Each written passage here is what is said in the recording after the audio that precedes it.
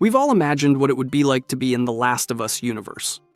And you know what? It's just such an interesting topic to think and talk about. So I've decided to list everything people get wrong about The Last of Us, starting with one people overlook: not zombies. The infected in The Last of Us are not zombies. They're living humans controlled by a mutated fungus called cordyceps, and the difference matters more than you think. Zombies are reanimated corpses stumbling around because horror movies need easy villains. The infected are alive, conscious on some level, trapped inside bodies hijacked by parasitic fungus growing through their brains. When you see a runner charging at Joel, that person is still technically alive, just puppeteered by fungal tendrils rewiring their nervous system. The HBO show crew literally banned the word zombie on set, because calling them that erases the entire biological foundation of the outbreak. This isn't splitting hairs. Traditional zombie stories like Night of the Living Dead never explain why corpses reanimate. They just do. The Last of Us built its apocalypse on real mycology, specifically Ophiocordyceps unilateralis, the ant zombie fungus that actually exists. In nature, this fungus infects carpenter ants, takes over their motor functions, forces them to climb to optimal spreading height,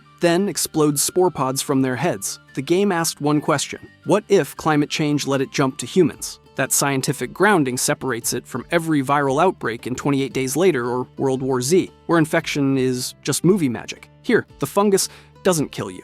It colonizes you, keeps you alive as a spore factory, and evolves you through distinct stages over weeks and years. But here's where it gets interesting. People assume this could actually happen because the game feels so grounded. It can't. Real mycologists have debunked this repeatedly. Human body temperature sits at 98.6 degrees Fahrenheit, hot enough to denature the proteins cordyceps uses to hijack ant brains. The fungus is evolutionarily locked to insects because mammalian immune systems and core temperatures create an environment it can't survive in. The show's premise that global warming raised temperatures enough for cordyceps to adapt is pure fiction. Great storytelling, but biologically impossible. So while the infected aren't zombies, they're also not a real threat, which makes the apocalypse scenario entirely speculative rather than predictive, which raises a darker question nobody asks. If the science makes a real outbreak impossible, why did the developers obsess over making it feel so realistic? Keep that in your head, because the answer reveals something disturbing about what the infection actually represents in the story. Viral versus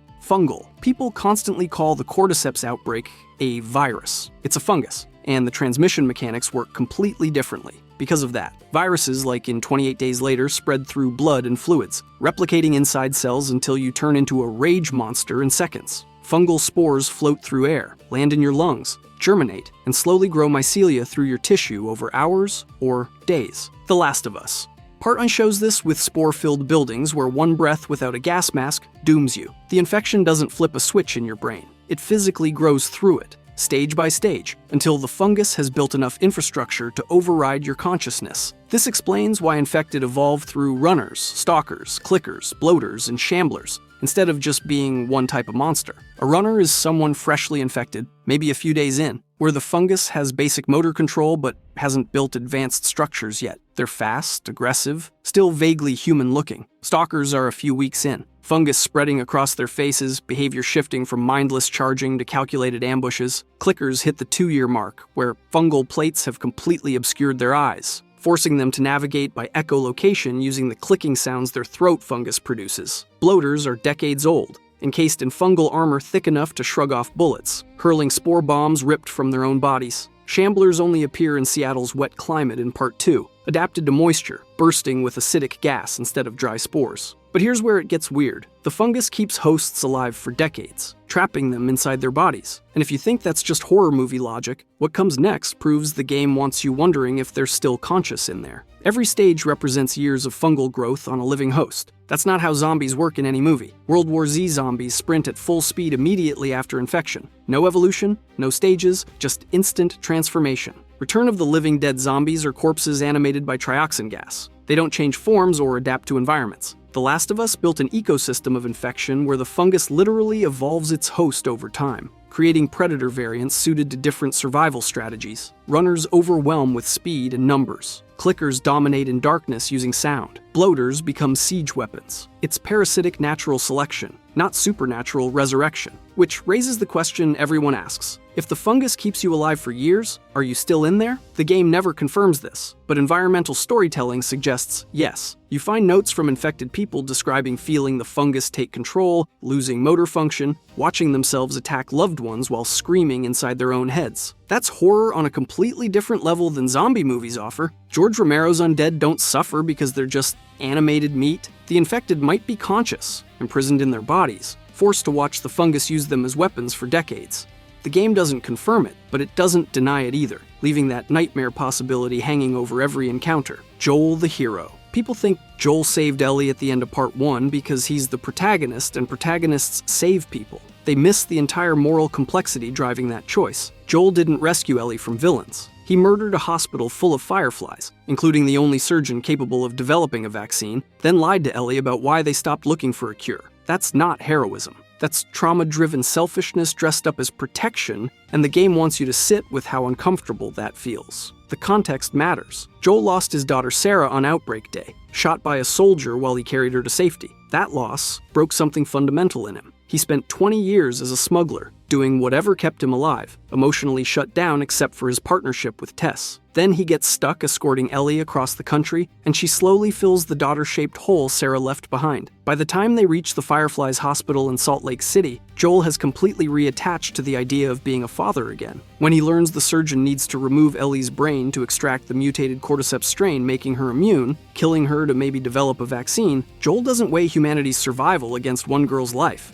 He just knows he's not losing another daughter. So he shoots his way through the hospital, kills everyone between him and the operating room, murders the surgeon mid-prep, carries unconscious Ellie out, and lies to her face when she wakes up. He tells her the Fireflies found dozens of immune people, that none of the tests worked, that they've given up on a cure. All lies. There was no one else. The surgery would have killed her. The Fireflies were ready to sacrifice a 14-year-old without her consent for a vaccine that wasn't even guaranteed to work. Joel made the call that Ellie's life mattered more than the slim possibility of saving humanity, and he made it without asking her what she wanted. That lie becomes the foundation for everything that happens next. But if Joel knew lying would eventually destroy his relationship with Ellie, why do it? Hold that thought, because the real reason isn't protection. It's something way more selfish. The moral debate splits the fanbase because both sides have legitimate points. Joel's defenders argue the Fireflies were incompetent terrorists with a terrible track record, that one immune girl doesn't guarantee a vaccine, that you can't sacrifice children for hypothetical cures without consent. Joel's critics point out he damned potentially millions to save one person out of selfish attachment, that Ellie might have chosen to sacrifice herself if asked, that his lie robbed her of agency over her own immunity. The game doesn't pick a side. It just shows you what Joel did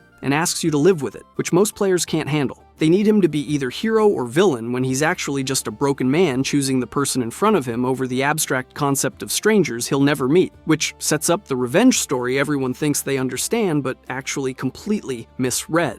And the proof is in how people reacted to one specific death that wasn't bad writing at all. Part 2 builds its entire narrative on the consequences of that choice, which leads directly into the next misconception: Ellie's immunity. Everyone treats Ellie's immunity like it's a guaranteed cure waiting to happen. It's not, and assuming it is, ignores how biology actually works. Ellie was bitten as a kid and didn't turn because the cordyceps strain that infected her mutated in a way that makes it non-hostile to human tissue. That mutation lives in her brain, essentially a symbiotic version of the fungus that prevents other strains from taking hold. Extracting her brain to study this mutation might help develop a vaccine. Might. The Fireflies weren't sure. They were gambling a 14-year-old's life on scientific maybes. The logistics get even messier when you consider what a vaccine would actually require. First, you'd need to successfully culture the mutated strain, figure out what makes it different, synthesize that into an injectable form that teaches immune systems to fight cordyceps without killing the host. That's years of research, clinical trials, manufacturing infrastructure, and distribution networks. The Fireflies barely controlled one hospital. They'd been bombed out of multiple quarantine zones, lost their leader, and were down to a skeleton crew.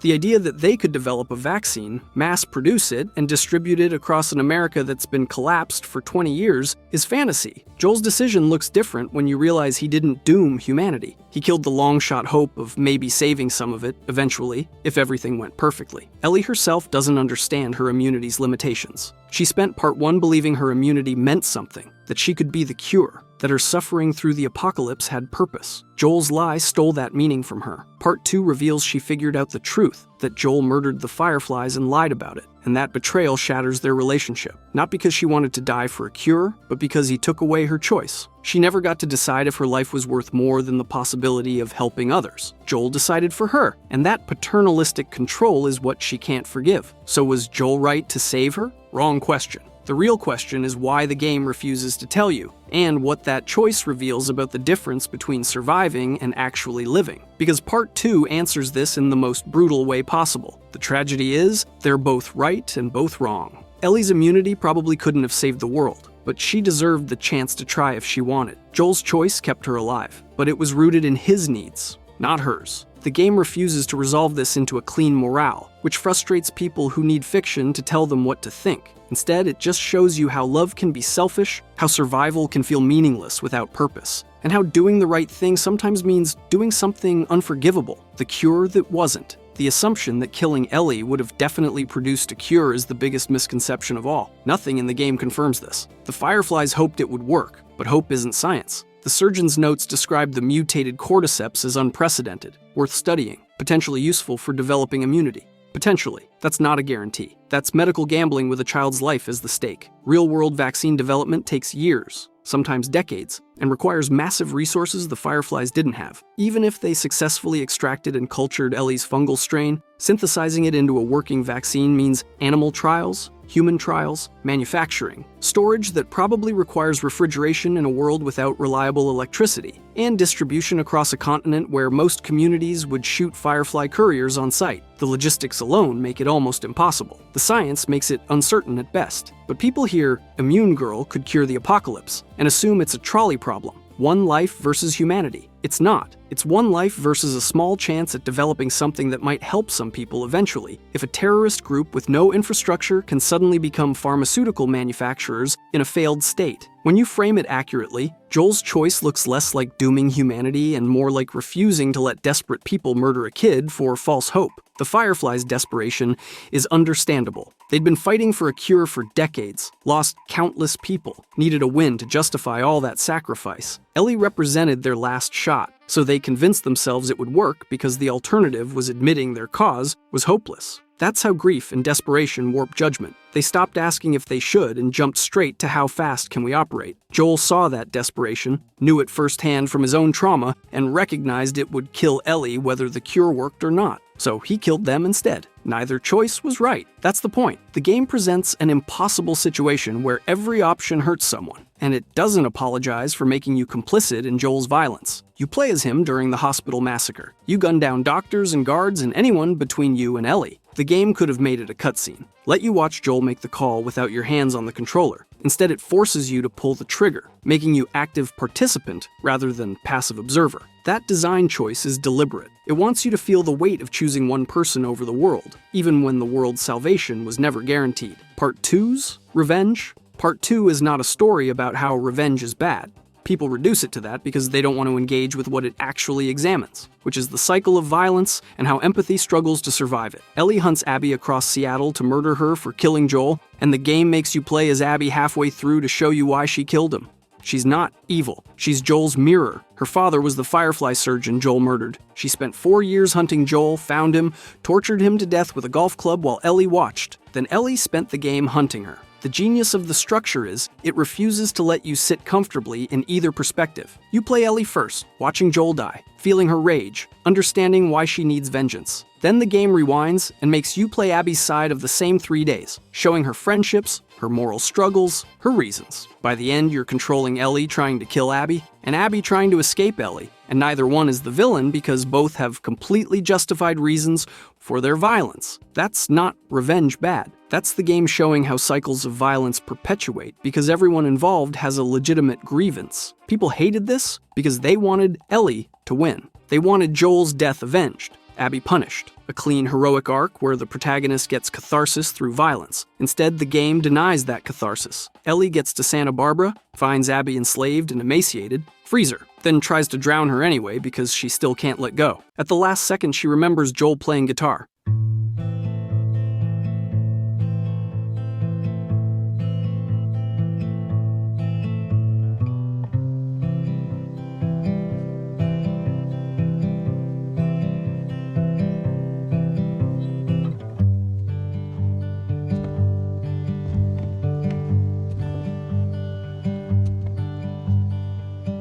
realizes killing Abby won't bring him back or heal anything, and lets her go.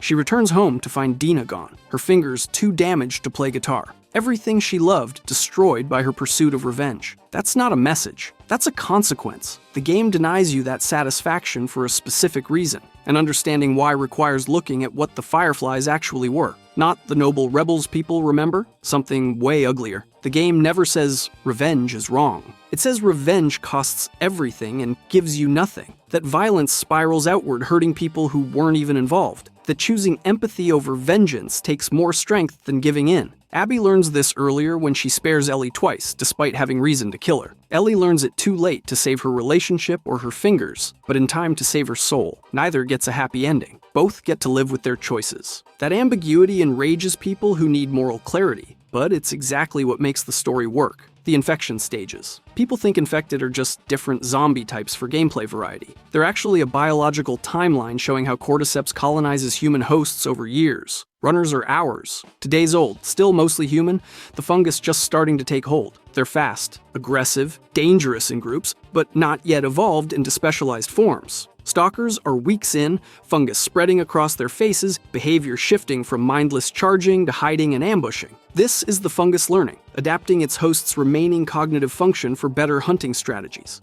Clickers are the stage everyone recognizes, 2 years post-infection. Fungal plates completely obscuring their eyes, forcing echolocation through clicking sounds. The plates aren't just cosmetic, they're actually fungal fruiting bodies, the equivalent of mushroom caps, growing from the host's skull as the cordyceps prepares to spread spores. Clickers navigate by sound, clicking constantly to map their environment, and they're far more dangerous than runners, because the fungus has had years to optimize the host's motor control. They move precisely, strike lethally, and the fungal armor makes headshots harder. Bloaters represent decades of infection, 10 to 15 years of continuous fungal growth. The fungus has completely encased them in thick armor, grown spore pods across their bodies, turned them into walking biological weapons. They don't sprint like runners or ambush like stalkers. They lumber forward, absorbing bullets, ripping spore pods off themselves to throw as area denial weapons. The spore clouds they release are dense enough to infect anyone without a mask in seconds. Bloaters are rare because most infected don't survive long enough to reach this stage, either killed by survivors or by the environmental hazards of a collapsed world. Part 2 introduces Shamblers,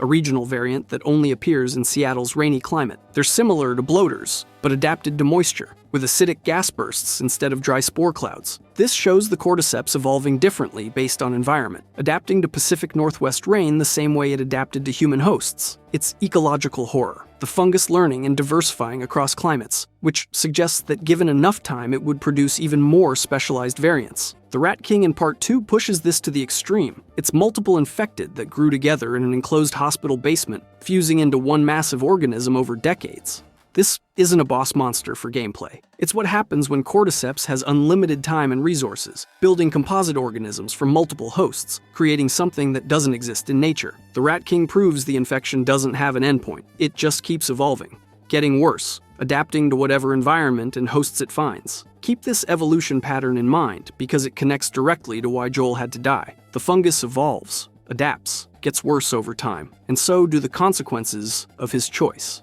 Joel wasn't stupid. One of the biggest complaints about Part 2 is that Joel acts out of character by trusting strangers, leading to his death. People claim he'd never reveal his name or follow armed people to an enclosed space because he's too paranoid to make those mistakes. They're wrong. Joel trusts strangers multiple times in Part 1 whenever circumstances force him to. He works with Tess, despite barely knowing her background. He follows Henry and Sam into the sewers. He teams up with David's group briefly. Joel's survival strategy was never absolute paranoia. It was calculated risk assessment based on immediate threats. When Abby's group saves him and Tommy from infected, they're outnumbered, outgunned, and caught in a blizzard with a horde closing in. Following Abby to shelter is the only logical move. Once inside, he introduces himself as Joel because Tommy already did, and lying at that point would have raised suspicion. Joel wasn't stupid in that scene. He was making the same survival calls he made throughout Part 1, and this time, it got him killed because he couldn't predict Abby had spent 4 years hunting him specifically. But Joel's death isn't what broke the fanbase. What comes after is what people actually can't accept, and it all ties back to one question. What if the person you're rooting for isn't the hero? The real issue is,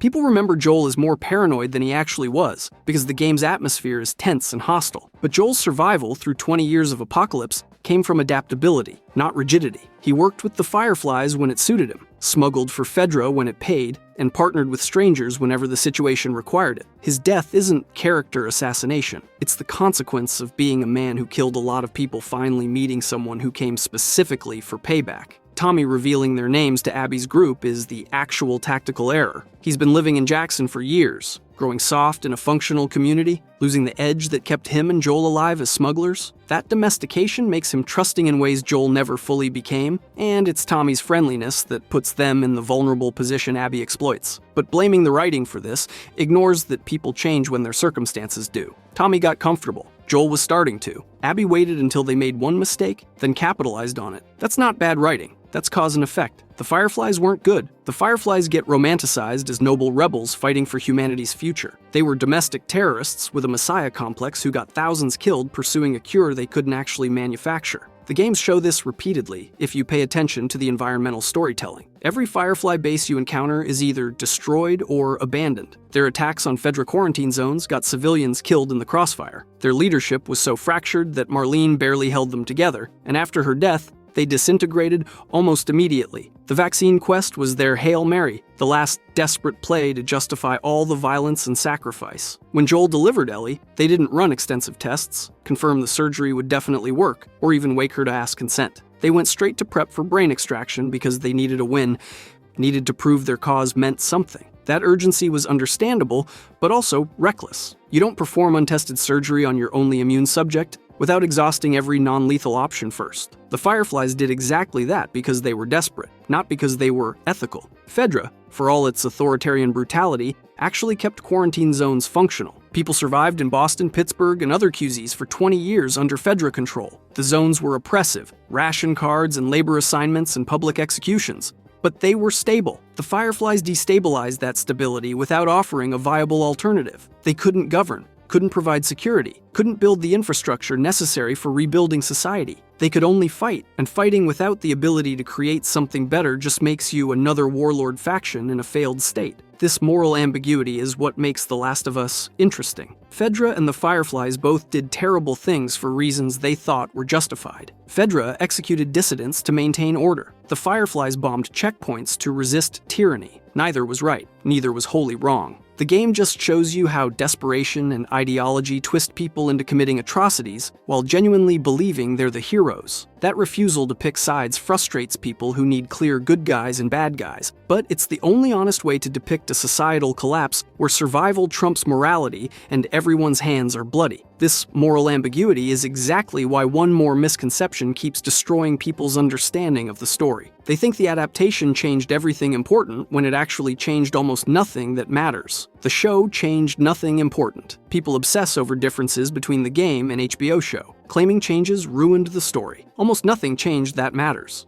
Pedro Pascal's Joel is older and softer than Troy Baker's, but the core character is identical. Bella Ramsey's Ellie is more openly angry where Ashley Johnson's was cautiously hopeful, but both versions track the same arc. The show added backstory episodes for supporting characters, which deepened the world without contradicting the games. The biggest change is making spores less prevalent, relying more on bites for transmission because filming actors in gas masks for half the show would have been impractical and visually boring. This actually makes infection scarier. Game spores are environmental hazards you avoid by putting on a mask. Show bites mean every physical encounter with infected risks infection, raising stakes in close combat. It's an adaptation choice that improves tension while maintaining the biological horror. Bill and Frank's episode gets criticized for being too hopeful compared to their game counterparts, where you find Bill alive, but Frank dead from infection. The show version, where they grow old together and choose suicide on their terms, is more emotionally resonant and still serves the same narrative function, showing Joel what partnership can look like, what he's closed himself off from. The change doesn't break anything, it enriches it. The only valid complaint is pacing. The game takes 20 hours. The show compresses that into 9 episodes, which necessarily means trimming encounters and side areas. But the core story beats, character arcs,